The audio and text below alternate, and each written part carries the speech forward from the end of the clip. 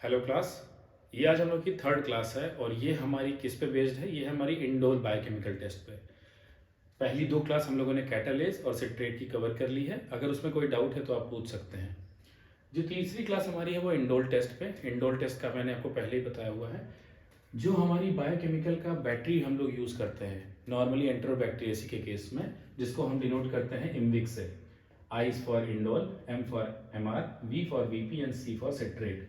ये राइमिंग के लिए, ये आई के लिए लोगों को डाउट आता है कि आई किसके लिए। आई केवल राइमिंग के लिए, इम्विक को कंप्लीट करने के लिए बनाया गया है। आई से कोई भी टेस्ट नहीं होता है। इस इम्विक में आई से कोई टेस्ट नहीं है। मेनली जो है वो आई, एम, वी एंड सी है। आज हम लोग बात करेंगे इंडोल टेस्ट पे। इंडोल टेस्ट का प्रिंसिपल क्या है? तो इंडोल का प्रिंसिपल ये कहता है कि जो बैक्टीरिया होता है उसमें बहुत सारे एंजाइम होते हैं, a group of enzyme. Finally उसको कॉमनली क्या कहा जाता है? ट्रिप्टोफनेज एंजाइम कहते हैं। ये ग्रुप ऑफ एंजाइम है, ये किसी सिंगल एंजाइम का नाम नहीं है। तो बैक्टीरिया क्या करता है? अमाइनो एसिड, जो कि आप जानते हो ट्रिप्टोफैन, इस अमाइनो एसिड को ब्रेक डाउन करता है और ट्रिप्टोफैन को फाइनली कन्वर्ट करता है किसमें? इंडोल में कन्वर्ट करता है। तो ट्रिप्टोफैन जो होगा, ट्रिप्टोफैन को bacteria with the help of enzyme tryptophanase, इस एंजाइम को कन्वर्ट करेगा किसमें? Indole, pyruvic acid and ammonia, इसमें कन्वर्ट करेगा। ये बेसिक प्रिंसिपल है जो कि इंडोल का है। जो आपसे पूछा जाता है कि इंडोल का प्रिंसिपल क्या होता है, तो इंडोल का प्रिंसिपल है with the help of enzyme tryptophan bacteria will break down the amino acid tryptophan into indole. तो हम इंडोल टेस्ट करते क्यों हैं? नाम से आपको पता चल रहा है indole test means bacteria is producing indole. So for the detection of indole we are using this test, indole test. तो कौन कौन से बैक्टीरिया हैं जो इंडोल का प्रोडक्शन करते हैं, इसके लिए हम इंडोल टेस्ट परफॉर्म करते हैं। और ये इंडोल बनता कैसे है? ट्रिप्टोफैन जो कि एक अमाइनो एसिड है, इसको ब्रेक डाउन करता है बैक्टीरिया इंडोल में, पायरुविक एसिड में और अमोनिया में। यही इंडोल हम डिटेक्ट करते हैं अपने इंडोल टेस्ट में। दूसरी चीज क्या आती है कि ये हो गया आपका प्रिंसिपल, ठीक। दूसरी बात हमारे पास आती है कि हम मीडिया कौन सा यूज करेंगे जब हम इंडोल टेस्ट करेंगे, परफॉर्म करेंगे। यही पूछा जाता है बच्चों से वाइवा टाइम में कि इंडोल टेस्ट में मीडिया कौन सा यूज किया जाता है। तो वो मीडिया जिसमें ट्रिप्टोफैन का कंसंट्रेशन हाई होगा, means we are using the media which is tryptophan rich. तो हम मीडिया यूज करेंगे ट्रिप्टोफैन ब्रॉथ, और we can use peptone broth, इसमें भी ट्रिप्टोफैन प्रेजेंट होगा। तो क्या होगा कि जो मीडिया में, ये एक बेसल मीडिया है, ये एक हमारा बेसल मीडिया है, ट्रिप्टोफैन ब्रॉथ, पेप्टोन ब्रॉथ। या तो हम ये यूज कर सकते हैं या हम ये यूज कर सकते हैं, दोनों में से कोई एक मीडिया आप यूज कर सकते हैं। तो ये आपका मीडिया होगा।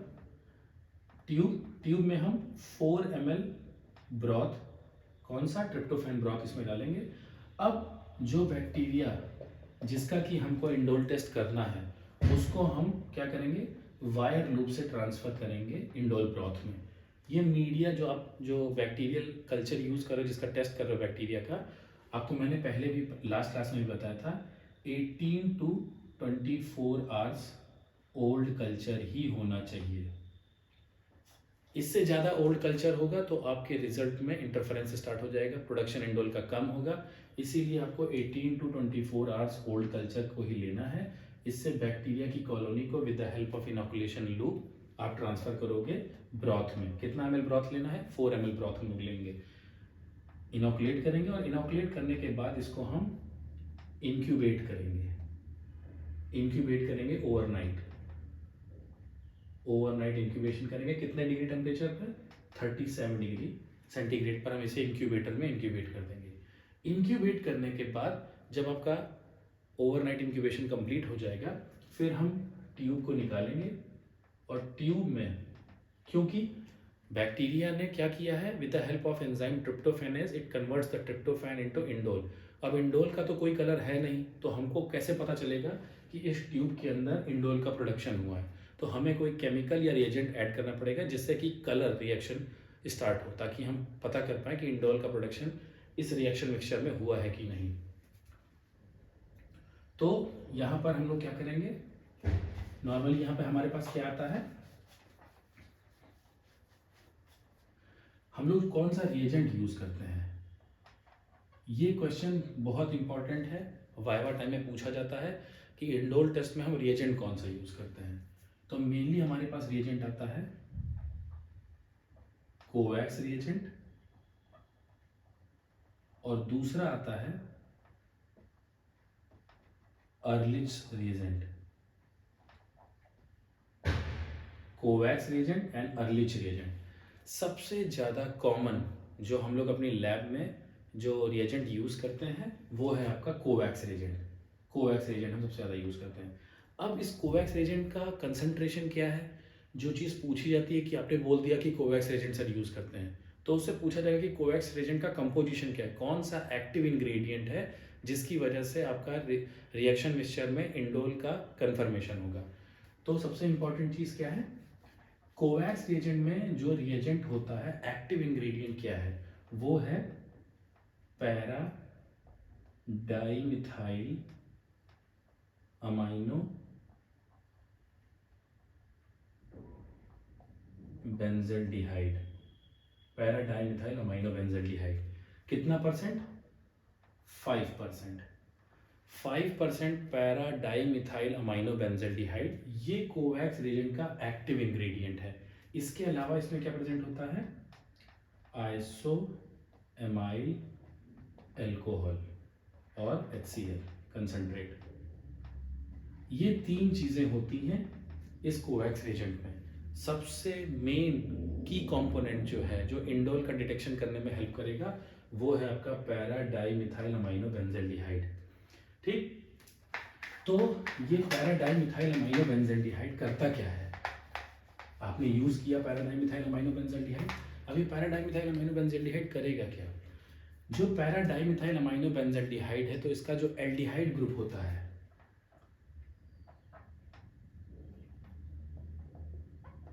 एल्डिहाइड ग्रुप,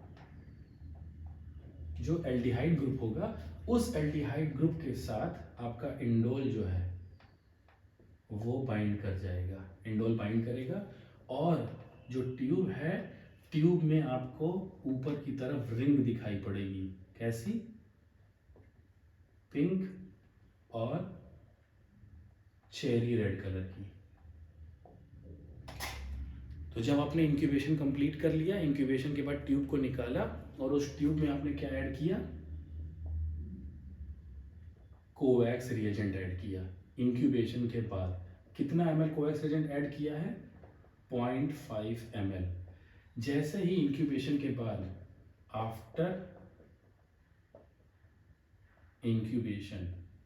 इंक्यूबेशन के बाद जैसे ही आप इसमें कोवैक्स रिएजेंट का 0.5 ml ड्रॉप डालोगे, विद इन अ सेकेंड आपको अपर जो लेयर है मीडिया की उसमें आपको पिंक कलर का एक रिंग दिखाई पड़ेगा, रिंग के फॉर्म में, कि पूरा मीडिया, पूरा सोल्यूशन कभी भी इंडोल टेस्ट में पूरा सोल्यूशन कभी भी पिंक या रेड नहीं होगा, केवल अपर एक रिंग का फॉर्मेशन होगा, यहाँ पर पिंक कलर की रिंग बनेगी। वही रिंग से उसी फाइनली रिंग से आप कंफर्म कर सकते हो कि आपका जो बैक्टीरिया है वो इंडोल टेस्ट पॉजिटिव है या नेगेटिव है। ये आपका कंफर्म हो गया कोवैक्स रिएजेंट का। अब दूसरी चीज़ ये आती है कि हमने जो दूसरा रिएजेंट यूज किया था, जो नाम बताया है अर्लिच रिएजेंट। अर्लिच रिएजेंट जो होता है वो, उसमें क्या होता है, अर्लिच रिएजेंट में भी पैरा डाइमिथाइल अमाइनो बेंजल्डिहाइड ही की इंग्रेडिएंट होगा। बस यहाँ पर हम क्या करते हैं, आइसो एमाइल एल्कोहल की जगह हम लोग क्या करते हैं, इथाइल एल्कोहल ऐड करते हैं। तो 2 चीज़ अगर आपसे पूछी जाए कि कोवैक्स रिएजेंट और अर्लिच रिएजेंट में सबसे ज़्यादा स्टेबल कौन सा है, तो कोवैक्स रिएजेंट। सबसे कॉमनली कौन सा रिएजेंट यूज़ किया जाता है, कोवैक्स रिएजेंट। मोस्टली जो लैब में यूज़ किया जाता है क्योंकि इसकी स्टेबिलिटी ज़्यादा है, क्योंकि इसमें आइसो एमाइल एल्कोहल प्रेजेंट है। तो आइसो एमाइल एल्कोहल क्या करता है, कोवैक्स रिएजेंट को स्टेबिलिटी ज़्यादा प्रोवाइड करता है। इसीलिए मोस्ट ऑफ द टाइम जो लैब में यूज़ होता है इंडोल रिएजेंट वो है Kovacs reagent. Ehrlich reagent personal choice है, आप यूज़ कर सकते हो, बट जो सबसे ज़्यादा कॉमनली यूज़ किया जाता है वो है आपका कोवैक्स रिएजेंट। दोनों में की इंग्रेडिएंट क्या है जो कि इंडोल का डिटेक्शन करेगा, पैरा डाइमिथाइल अमाइनो बेंजल्डिहाइड, जो आप लोगों से मोस्टली पूछा जाता है। ठीक, और दूसरी चीज़ ये है कि जो कोवैक्स रिएजेंट होता है वो एरोबिक बैक्टीरिया जैसे एंटेरोबैक्टीरियसी में ई कोलाई, क्लेप्शेला, प्रोटियस, इन सबको डिफ्रेंशिएट करने में यूज़ किया जाता है। एनएरोब्स के केस में हम लोग ज़्यादातर अर्लिच रिएजेंट का यूज़ करते हैं। अर्लिच रिएजेंट ज़्यादातर यूज़ किया जाता है एनएरोब्स के केस में। अब बात एक आती है, ये हो गया आपका इंडोल टेस्ट का प्रोसीजर। इंडोल टेस्ट कैसे परफॉर्म करते हैं, कौन सा मीडिया हम लोग यूज़ करते हैं इंडोल टेस्ट में, कौन सा रिएजेंट हम लोग यूज़ करते हैं, इसके पीछे की बायोकेमिस्ट्री क्या है कि कैसे ट्रिप्टोफैन ब्रेकडाउन होकर इंडोल में कन्वर्ट होगा और वो इंडोल रिएक्ट करेगा पैराडाइमिथाइल अमाइनो बेंजल्डिहाइड यानी कि कोवैक्स रिएजेंट से, और फाइनली पिंक कलर की रिंग दिखाई पड़ेगी अपर लेयर में ट्यूब के। दूसरी चीज़ आती है कि कौन कौन से बैक्टीरिया हैं जो पॉजिटिव हैं और निगेटिव हैं, तो क्यों हम इंडोल टेस्ट का यूज़ करते हैं। तो सबसे जो मेन चीज़ें इंपॉर्टेंट है, मेनली हम लोग बैक्टीरिया की स्पीशीज़ को डिफ्रेंशिएट करने के लिए हम लोग क्या करते हैं, कोवैक्स रिएजेंट या इंडोल टेस्ट का इंडोल टेस्ट हम लोग परफॉर्म करते हैं। तो सबसे पहले है इंडोल टेस्ट में पॉजिटिव बैक्टीरिया। पॉजिटिव कौन कौन से हैं, ई कोलाई आपका पॉजिटिव है। दूसरा, जैसे हम डिफ्रेंशिएट कर सकते हैं, अब प्रोटियस की अगर हम बात करें तो प्रोटियस की स्पीशीज है vulgaris. Vulgaris is positive for indole test, और प्रोटियस मिराबिलिस ये आपका निगेटिव है। अगर हम क्लेप्शेला की बात करें तो क्लेप्शेला ऑक्सीटोका ये आपका इंडोल पॉजिटिव है, and Klebsiella pneumoniae it is negative. इसी तरह से सिट्रोबैक्टर की स्पीशीज की अगर हम बात करें तो दो स्पीशीज है, सिट्रोबैक्टर फ्रुंडी एंड सिट्रोबैक्टर कोसेरी। तो सिट्रोबैक्टर जो कोसेरी है it is positive for indole test, and Citrobacter freundii it is negative for indole test. तो बहुत इंपॉर्टेंट चीज़ है ये एंटेरोबैक्टीरियसी में। अगर हमें क्लेप्शेला मिलता है, लोग क्लेप्शेला कहते हैं कि क्लेप्शेला स्पीशीज़, क्लेप्शेला स्पीशीज़ से ज़्यादा इंपॉर्टेंट है कि आपको स्पीशीएशन भी करना पड़ेगा, स्पीशीज़ में भी डिफ्रेंसिएशन करना पड़ेगा। तो इस बायोकेमिकल के बेसिस पे आप सिट्रोबैक्टर, क्लेप्शेला, प्रोटियस इनको डिफ्रेंशिएट भी कर सकते हैं। ई कोलाई तो पॉजिटिव है ही है आपके पास, बट इसके अलावा हम स्पीशीज़ का डिफ्रेंसिएशन भी इंडोल टेस्ट से कर सकते हैं। तो इंडोल टेस्ट इस तरह से हमारे लिए इंपॉर्टेंट और हो जाता है। पहला, जैसे आपने देखा हुआ है कि हम लोग पैराडाइमिथाइल अमाइनो बेंजल्डिहाइड यूज़ कर रहे हैं। एनारोबिक के केस में कभी कभी क्या किया जाता है, एक रिएजेंट और यूज़ किया जाता है, उसको बोलते हैं पैरा डाइमिथाइल अमाइनो सिनेमल्डिहाइड। सिनेमल्डिहाइड वहाँ पर हमने जो पैराडाइमिथाइल अमाइनो बेंजल्डिहाइड कोवैक्स एजेंट में यूज़ किया था 5%, यहाँ पर हम यूज़ करते हैं 1%। ये किस कौन से टेस्ट में यूज़ करते हैं, जब हमें रैपिड इंडोल टेस्ट करना होता है। रैपिड इंडोल टेस्ट करना होता है। रैपिड इंडोल टेस्ट मतलब विद इन 20 सेकेंड में आपको अगर रिजल्ट चाहिए होता है तो हम रैपिड इंडोल टेस्ट करते हैं। लेकिन इसके साथ जो चीज़ आपको ध्यान रखनी है कि रैपिड इंडोल टेस्ट आने के बावजूद आपको कंफर्मेशन जो करना होगा वो ट्यूब टेस्ट से ही करना होगा। तो इसकी इंपॉर्टेंस वहाँ पर ख़त्म हो जाती है क्योंकि ये कंफर्मेटरी इंडोल टेस्ट नहीं है। रैपिड इंडोल टेस्ट में जो प्रोसीजर है वो क्या है, एक फ़िल्टर पेपर लिया जाता है। इस फिल्टर पेपर पर हम क्या करते हैं, सोक कर देते हैं क्या 1% पैराडाइमिथाइल अमाइनो बेंजल्डिहाइड, यहाँ पे कंसनट्रेट हो जाएगा। कुछ ड्रॉप आप डालेंगे और यहाँ पर वो कंसनट्रेट हो चुका होगा, क्या 1% रिएजेंट आपने यहाँ पर डाल दिया। अब इसके बाद क्या करते हैं, कॉलोनी को हम पिक करेंगे लूप जो कि स्टेराइल होना चाहिए, और वो कॉलोनी को उठा के और यहाँ पर मिक्स करेंगे जितने एरिया में आपने पैराडाइमिथाइल सिनेमल्डिहाइड ऐड किया है। जैसे ही आप इसको इसके साथ टच कराएंगे 20 सेकेंड के अंदर आपको किस कलर, कैसा फिल्टर पेपर पे कलर प्रोड्यूस होगा, ग्रीन और ब्लू कलर। ये कंफर्म है पॉजिटिव के लिए। और अगर बैक्टीरिया रैपिड इंडोल टेस्ट में निगेटिव है तो वहां पर कोई कलर नहीं दिखाई पड़ेगा, फिल्टर पेपर का वो एरिया कलरलेस रहेगा, कोई कलर नहीं प्रोड्यूस होगा। और अगर बैक्टीरिया पॉजिटिव है रैपिड इंडोल टेस्ट में तो 20 सेकेंड के अंदर ग्रीन और ब्लू कलर आ जाता है।